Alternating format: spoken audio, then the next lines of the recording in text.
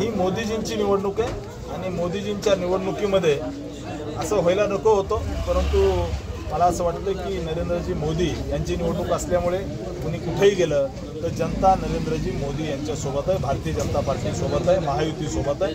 त्यामुळं निश्चित येत्या काळामध्ये आपल्याला 4 तारखेला दिसेल की जनता कोणाच्या सोबत आहे। धैर्यशील मोहिते पाटलांनी आपल्यावरती टीका केलेली आहे की बीडचं पार्सल आम्ही बीडला पाठवून दादांच्या सांगण्यावरून आम्ही एका रात्रीत तुम्हाला निवडून आणलेलं होतं आणि एका रात्रीत आम्हाला तुम्हाला परत पाठवण्याची धमक आमच्यात आहे, अशा पद्धतीने टीका करतात, त्यांना काय उत्तर असतं? निश्चित एक सामान्य शेतकऱ्याचा मुलगा आहे, एका ऊसतोड कामगाराचा मुलगा आहे, त्यामुळं एका गरीब घरात जन्माला आलेल्या कार्यकर्त्याला अशा पद्धतीने हिनवायचं काम हे लोक करतात। परंतु माझ्या आईवडिलांना या मातीमध्ये रक्त सांडलेलं आहे, या सोलापूर जिल्ह्यामध्ये घाम सांडलेला आहे, माझ्या आईवडिलांनी ऊस तोडलेला आहे, पहाटे 3 वाजल्यापासून दिवसभर या ठिकाणी ऊस तोडायचं काम केलं आहे। त्यामुळे इथल्या मातीमध्ये माझी बांधिलकी आहे आणि येत्या 4 तारखेला सोलापूरकरांनी ठरवलं आहे माझं पार्सल त्या ठिकाणी हे करून मला दिल्लीला पाठवायचं आहे, पार्सल घेऊन दिल्लीला पाठवायचं आहे आणि त्या पार्सलमध्ये सोलापूरमधले प्रश्न असतील, सोलापूरच्या युवकांना हाताला काम भेटलं पाहिजे,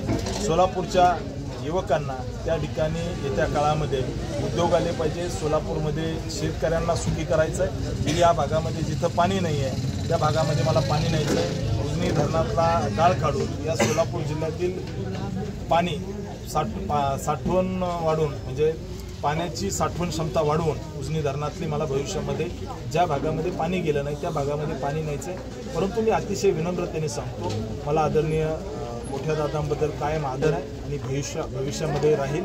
आज उद्या आपल्याला गोड बातमी दिसेल, माळशिरस तालुक्यामधून उत्तमरावजी जानकर हे आमच्यासोबत येत आहेत।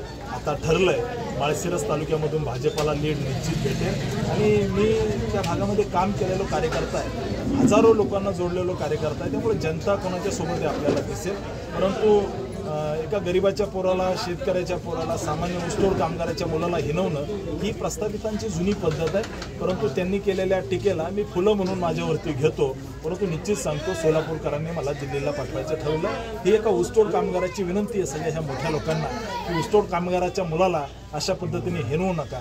मला तुम्ही काहीही बोला, माझ्या आईवडिलांवर टीका करू नका। अतिशय गरीब परिवारातून ऊसतोड कामगाराच्या कुटुंबातून संघर्षातून इथपर्यंत आलो आहे, मला तुम्ही शिव्या जरी दिल्या तरी त्या शिवाय मी फुलं म्हणून घेईल, एवढंच आपल्याला सांगतो।